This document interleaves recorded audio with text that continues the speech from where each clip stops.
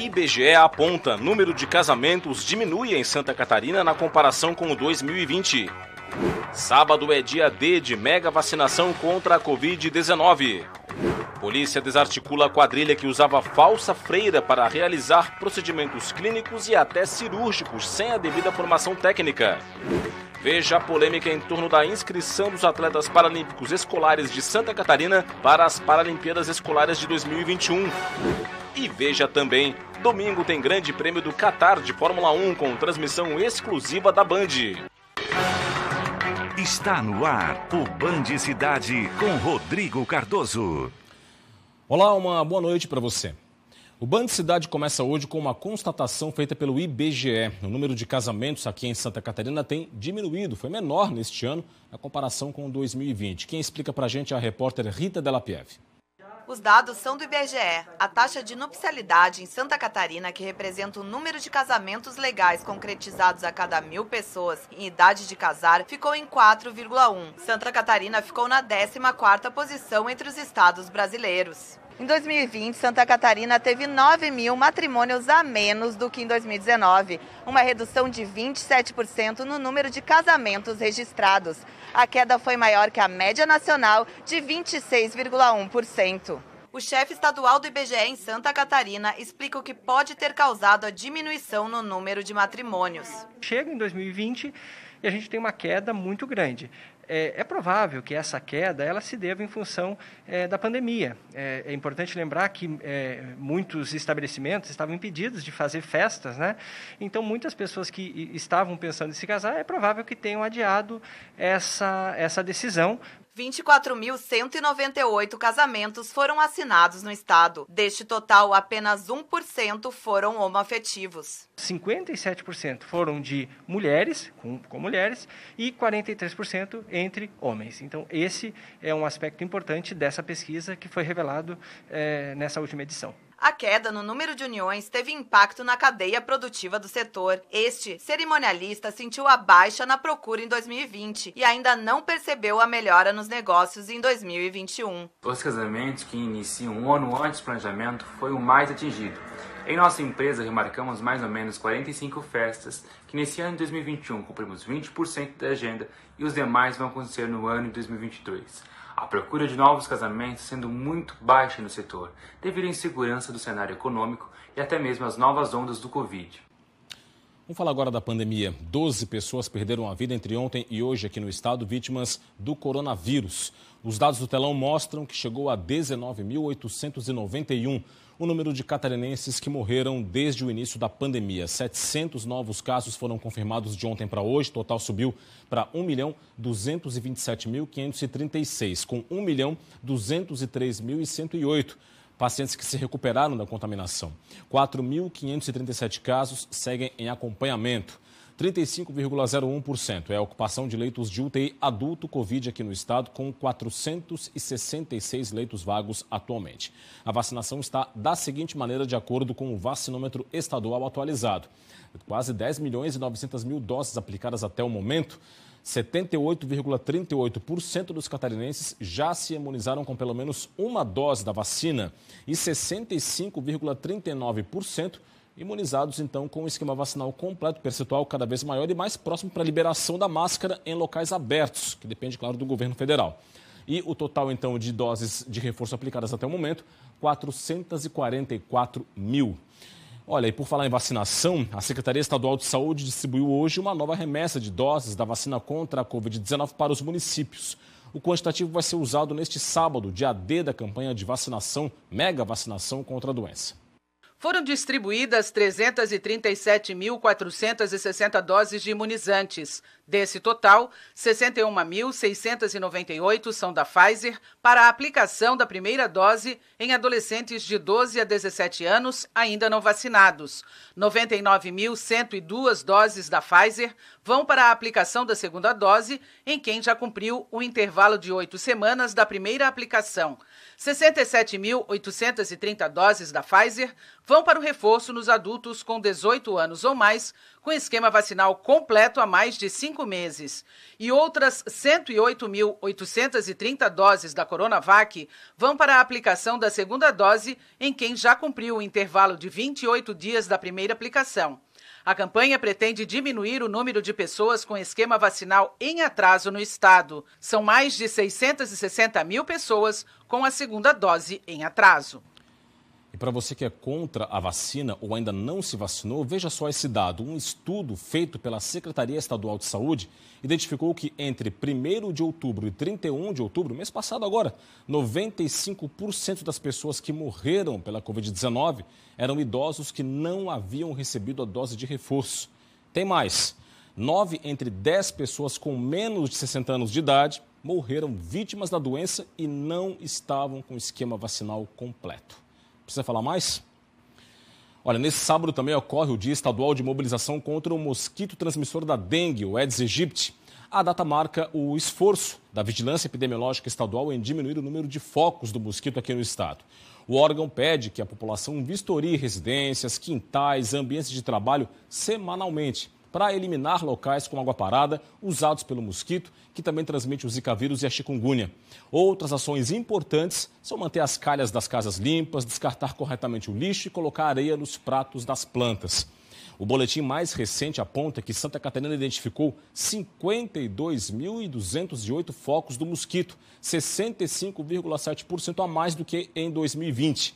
118 cidades estão infestadas.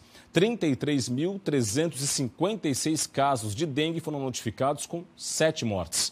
E 4 municípios estão em situação de epidemia. Logo mais, depois do Band Cidade, tem o Jornal da Band. Os destaques desta sexta-feira chegam agora com a Joana Treptow. Boa noite, Joana. Olá, boa noite. No Jornal da Band de hoje, nós temos uma notícia boa sobre emprego. Uma notícia boa para quem está buscando trabalho temporário. O comércio abriu o maior número de vagas em 8 anos. E um estudo mostra como a qualificação aumenta e muito a chance de um jovem conseguir emprego. Normalmente, os mais afetados pelas crises, né? Já falando sobre Natal, o preço do peru disparou. E a alternativa mais em conta para a ceia agora é o frango. E temos imagens lindíssimas de um eclipse parcial da Lua, a chamada Lua de Sangue. É muito bonito, vocês vão ver já no Jornal da Band. A Polícia Civil deflagrou hoje a Operação Santa Pecúnia e desarticulou uma organização criminosa que realizava procedimentos clínicos e até cirúrgicos sem formação técnica. Agora, o curioso é que uma falsa freira, que na verdade era um homem, fazia os procedimentos. Os policiais cumpriram 4 mandados de busca e apreensão nas cidades de Timbó, Blumenau e Ibirama. A polícia apreendeu objetos referentes aos atendimentos realizados pela falsa freira e R$ 2.850 em dinheiro. A Justiça também determinou a indisponibilidade de 4 carros por suspeita de que tenham sido adquiridos com dinheiro recebido pelos procedimentos ilícitos.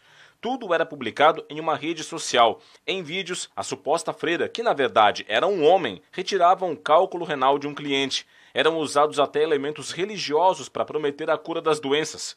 De acordo com a investigação, cada atendimento custava R$ 100 e a suposta cirurgia R$ 300. E o Instituto Geral de Perícias concluiu o laudo sobre os jacarés encontrados mortos aqui na capital do estado. De acordo com peritos, a morte ocorreu por ação humana. Os peritos analisaram uma das carcaças dos animais encontrados mortos. A conclusão é de que a retirada da cabeça e da cauda do jacaré ocorreu sim por ação humana. Outra conclusão é de que o animal foi caçado, segundo o IGP. O laudo completo deve sair na próxima semana. O caso é acompanhado também pela Polícia Civil. Os jacarés foram encontrados mortos no dia 6 de outubro no bairro Itacorubi, na capital. Consumidores em dívida com a Celesc têm agora uma boa chance para quitar os débitos relativos à energia elétrica. É o programa Limpa Nome, feito em parceria com o Procon Estadual. Pelo programa, consumidores vão poder parcelar as dívidas nas contas de energia elétrica em até 24 meses, com isenção de juros e multa referentes ao período da dívida. O limite mínimo para a negociação é de R$ 450 em valores atualizados da dívida e o valor máximo do débito é de 120 salários mínimos. O programa vale para pessoas físicas ou jurídicas com débitos vencidos em fase de cobrança administrativa ou judicial. Para participar, basta procurar as lojas de atendimento da Celesc com o documento original de identificação e o CPF. O prazo para a adesão vai até o dia 17 de dezembro. O valor mínimo de cada parcela vai ser de R$ 50, com entrada de 10% do valor da dívida. O fim de semana deve ser de tempo firme, isso mesmo, em Santa Catarina, depois de bom tempo aí sem sol, né? Os detalhes para o sábado e o domingo na previsão do tempo.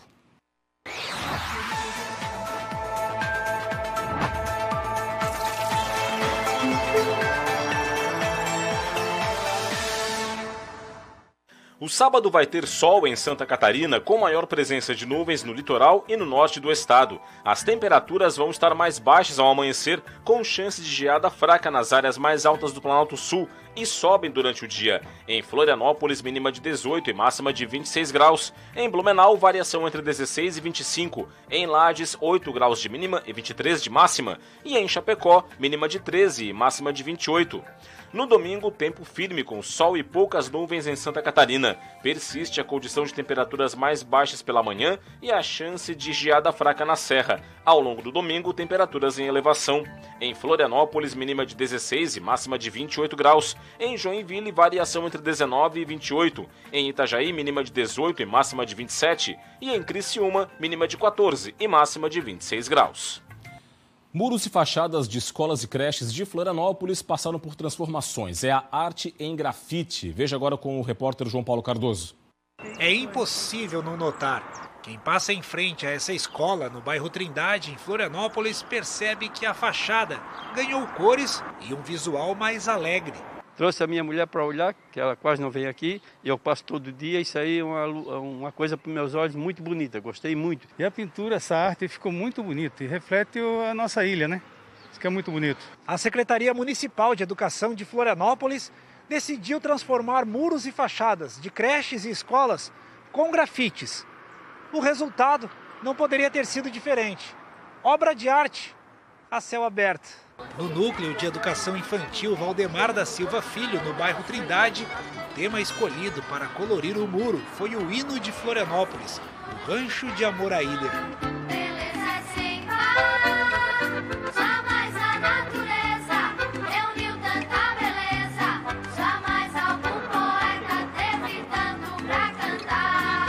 A gente queria estar homenageando o patrono da unidade, né, que é Valdemar da Silva Filho.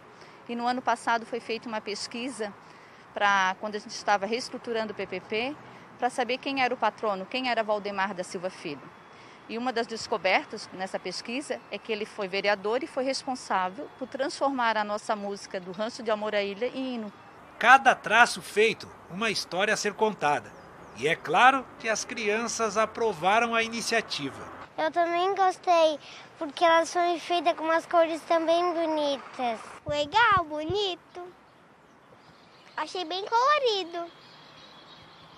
Porque uma tinta dessa é uma tinta bem bonita. Porque olha essa pintura, é bem bonita. E também tem um pedacinho de terra perdido no mar. Pelo menos 10 unidades de ensino da capital já receberam novas cores nas fachadas. O secretário de Educação do município afirma que a intenção foi proporcionar um ambiente mais agradável a estudantes e professores. Trazendo essa arte a partir da cultura da cidade, né, daquilo que emana na população, com certeza a gente traz mais alegria para a própria cidade, a partir das galerias de arte que acabaram sendo criadas nos muros das nossas escolas e creches. Para falar do assunto aqui no Band Cidade comigo, Roberto Azevedo. Tudo bem, Roberto? Uma boa noite. Boa noite, Rodrigo. Boa noite a quem nos assiste. Embeleza a cidade, deixa a cidade muito mais bonita e é bem diferente de pichação, que é outra coisa, né? É verdade. Aí nós estamos falando de arte. A questão é essa, gente. Não é algo novo.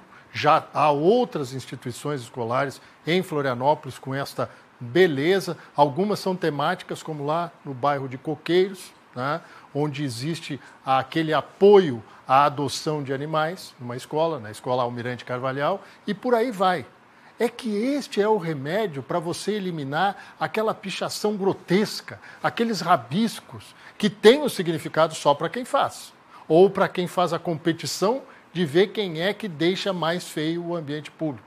Florianópolis, ainda é cedo para dizer, está quase vencendo essa guerra, principalmente nos prédios públicos. Até uma operação chamada Floripa no Capricho conseguiu uma tinta específica que elimina a pichação depois de feita. É só passar um paninho com água que sai. Mas o ideal ainda seria pegar esse pessoal que se acha artista e fazer com que eles limpassem a pichação feita no muro, na fachada do prédio. Imagina o prédio do Museu de Florianópolis, que é a antiga casa de Câmara e Cadeia, bem no centro da capital, na Praça 15, pichado. Está uma maravilha. E agora você imaginar que alguém, só porque quer fazer uma competição com outro, pode sujar o patrimônio público. Não está certo. Parabéns pela iniciativa, parabéns à arte. A arte sempre supera qualquer tipo de vandalismo. Dito isso, um grande fim de semana a todos e até segunda. Até segunda, Roberto, uma informação agora que chegou. O Ministério Público do Estado obteve uma medida cautelar numa ação direta de inconstitucionalidade contra uma lei aprovada em Chapecó e já em vigor que implementava o ensino domiciliar, o chamado homeschooling, na cidade. O entendimento do Ministério Público, acolhido em parte aí pela Justiça, é o de que a Prefeitura de Chapecó invadiu a competência privativa da União e do Congresso Nacional para legislar sobre diretrizes e bases da educação nacional, violando aí o artigo 8º da Constituição até estadual e o 22º da Constituição Federal. Bom, esse caso ainda vai ser julgado pelo órgão especial do Tribunal de Justiça do Estado. Vale lembrar que tem uma lei aprovada pela Assembleia Legislativa que libera, né, o ensino domiciliar em todo o Estado e também já tem uma ação na Justiça impetrada pelo Ministério Público contra esta legislação, com o mesmo entendimento que ensejou essa decisão. Hora das informações do esporte.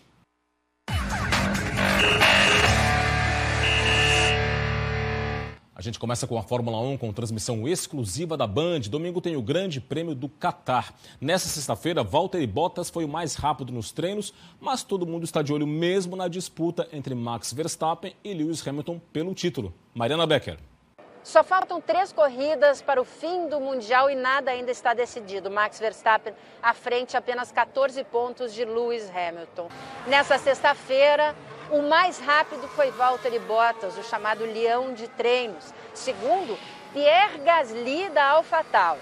Em terceiro, Max Verstappen, o líder do Mundial. Em quarto, Lewis Hamilton. Mas fica muito difícil da gente ver isso como uma realidade ou como uma prospecção para a classificação, porque é uma pista que ninguém conhece. É a primeira vez que a Fórmula 1 corre aqui, é uma pista desenhada para moto velocidade, portanto, os pilotos e as equipes estão tateando no escuro para conseguir entender o que podem ou não fazer aqui, o que podem esperar de seus carros e de seus pilotos por aqui. Portanto, a classificação vai ser um momento de revelação e aí sim, obviamente, determinante para a gente conhecer o grid de largada para esse Grande Prêmio do Catar. Portanto, fique de olho que cada centímetro vale a pena por aqui. Agora o Campeonato Brasileiro, na Série A, Chapecoense recebe o Grêmio neste sábado, 7 horas da noite, na Arena Condá. No time catarinense, o zagueiro Jordan está fora, suspenso pelo 3º cartão amarelo. Matheus Ribeiro segue fora por lesão. O zagueiro Inácio volta ao time depois de ter cumprido suspensão. Joilson voltou aos treinos após ter sido substituído contra o Juventude com dores, mas ainda é dúvida para a partida. A Chapecoense, lanterna da competição com 15 pontos somados, ainda não venceu como mandante e busca diante do Grêmio quebrar o jejum. Se vencer, a equipe vai chegar a 18 pontos e se livra da marca negativa de pior campanha na era dos pontos corridos. Na Série B, o Brusque está em campo neste momento. O time catarinense enfrenta o Operário em partida que começou às 7 horas da noite no estádio Augusto Bauer, em Brusque. Jogo no primeiro tempo, placar de 1-0 para o Brusque, gol do Ayrton aos 9 minutos do primeiro tempo. Motivado pela devolução dos 3 pontos retirados devido ao caso de injúria racial que envolveu o meia Celcinho do Londrina, o Brusque tem agora 44 pontos e só depende de si nas 2 rodadas finais para se manter na Série B. O Avaí só entra em campo no domingo, às 7 horas da noite. O time vai enfrentar o Náutico no Estádio dos Aflitos, no Recife. Apesar de ter deixado o G4, o time catarinense só depende de si para chegar de volta ao grupo dos 4 melhores e garantir o acesso à Série A. Para a partida, o técnico Claudinei Oliveira vai ter que mexer na escalação. O lateral Edilson foi punido pelo STJD por desrespeitar o árbitro José Mendonça da Silva Júnior na partida contra o Remo em Belém. O Avaí apresentou um recurso para efeito suspensivo para tentar liberar o jogador. Caso o Edilson fique mesmo de fora, a vaga deve ficar com o Yuri, já que Diego Renan sofreu lesão no joelho e virou desfalque na reta final da temporada. Getúlio e Jean Kleber não treinaram durante a semana, mas também viajaram com a delegação ao Nordeste. Por outro lado, Jadson é desfalque certo. O meia não embarcou, segundo o clube, por problemas pessoais. E o Avaí obteve sim o efeito suspensivo, portanto o lateral direito Edilson vai para o jogo contra a equipe do Náutico. O assunto agora é uma polêmica no esporte paralímpico catarinense. Por muito pouco, e por muito pouco mesmo, crianças e adolescentes de 11 a 17 anos do estado não ficaram de fora das Paralimpíadas Escolares, uma competição na qual Santa Catarina foi vice-campeã em 2019. E tudo por problemas na inscrição. Entenda agora. De acordo com a Fundação Catarinense de Esporte, 27 integrantes de delegações foram inscritos e 56 atletas ficaram de fora. Segundo a FESPORT, as inscrições teriam sido feitas, mas não foram homologadas pelo Comitê Paralímpico Brasileiro. O comitê, no entanto, afirma que Santa Catarina e Rondônia perderam o prazo de inscrição dos atletas, que foi prorrogado 3 vezes, e que os 2 estados apresentaram inscrições com problemas de dados. A FESPORT informou que abriu uma sindicância interna para avaliar o que ocorreu. O impasse só foi resolvido por uma intervenção articulada entre o senador Romário, do PL do Rio de Janeiro, e o secretário de Cultura, Esporte e Lazer de Florianópolis, Ed Pereira. Daí existiu um gesto do Comitê Paralímpico, voltando então, abrindo a inscrição para Santa Catarina, no qual está sendo feito nesse exato momento por toda a equipe técnica da Casa Civil, inclusive pelo nosso coordenador para desporto de Florianópolis, onde uniu força para a gente fazer isso acontecer. As Paralimpíadas Escolares estão programadas para os dias 22 a 27 de novembro em São Paulo. Em 2020, a competição não foi realizada devido à pandemia de Covid-19. Na edição de 2019, Santa Catarina ficou com o 2º lugar. Você vê agora imagens ao vivo da capital de todos os catarinenses, sempre essa bela imagem de Florianópolis para você. À sua direita, as pontes que fazem a ligação entre a ilha e o continente, Ponte Colombo Salles e Ponte Pedro Ivo Campos, com tráfego tranquilo nas 2 pontes para quem chega ou sai da ilha de Santa Catarina. Mais à sua esquerda, Ponte Hercílio Luz também com tráfego normal neste momento. A Velha Senhora também recebendo o tráfego de veículos. Tempo bom na capital, 20 graus é a temperatura. E é isso, ficamos por aqui com o Band Cidade de hoje. Vem aí as notícias mais importantes do Brasil e do mundo no Jornal da Band. Fique ligado. Para você um forte abraço, muito obrigado pela audiência ao longo de toda a semana. Uma boa noite, um bom fim de semana para você. A gente se vê segunda-feira logo depois do Brasil Urgente com o José Luiz da Atena. Combinado? Tchau, tchau.